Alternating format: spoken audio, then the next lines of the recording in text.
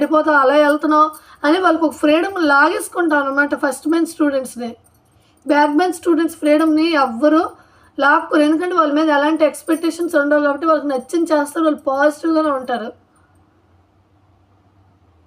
అందుకనే అంటున్నా back bench students successful అవుతారు అనేసి. అది కూడా అబద్ధం. సక్సెస్ అంటే ఏంటో కూడా తెలియట్లేదు జనాలకి. మన మనసు హ్యాపీగా ఉండడమే పెద్ద సక్సెస్ఫుల్ ఈ ప్రపంచంలో. దానికి తోడు మన బేసిక్ నీడ్స్కి కొంచెం మనీ ఉండటం, మనం హ్యాపీగా ఉండటం, అది successful.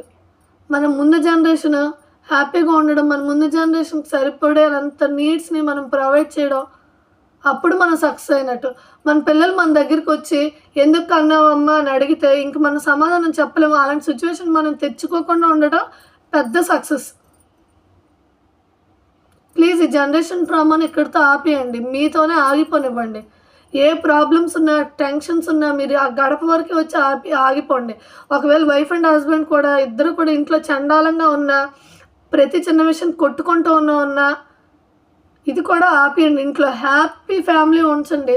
Happy mother is equal to happy husband is equal to happy family అనమాట. ముందు హ్యాపీనెస్ మన మదర్తోనే స్టార్ట్ చేయాలి. మదర్ హ్యాపీగా ఉంటే నెక్స్ట్ అలా అలా అలా అంతా కూడా సెట్ అవుతుంది, ఫ్యామిలీ అంతా కూడా. ఆ మదర్ హ్యాపీగా ఉండాలంటే ఏంటి, అదే హస్బెండ్ నుంచి స్టార్ట్ అవుతుంది. ఈ జనరేషన్ ట్రామాని ఆపడం చాలా సింపుల్. కానీ మన ఈగో, పిల్లల దగ్గర కూడా ఈగోనే మనకి. బయట వాళ్ళు మాత్రం ఏదైనా అంటే ఓహో వెంటనే వదిలేస్తాం ఆ మాటని. పిల్లల దగ్గర మన ఈగో వస్తుంది. ఎందుకంటే వాళ్ళు మనకంటే బలహీనంగా ఉన్నారు కదా. మనం ఎప్పుడు కూడా మన బలహీనంగా ఉన్న వాళ్ళ మీద ప్రతాపం చూపించుకుంటాం. మనకు అర్థం కాని విషయం ఏంటంటే మన పిల్లలు మనము ఒకటే. మన నుంచి వచ్చారంటే అది మన బ్లడ్, అది మన బాడీలో సగం పార్ట్. అది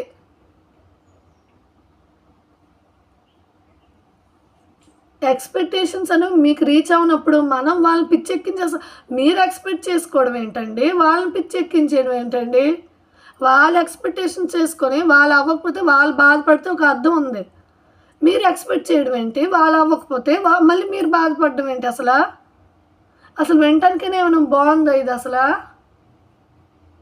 please stop this generation trauma from hours. మన దగ్గర నుంచి ఆపేయండి. ఏంటిది ఈ అత్త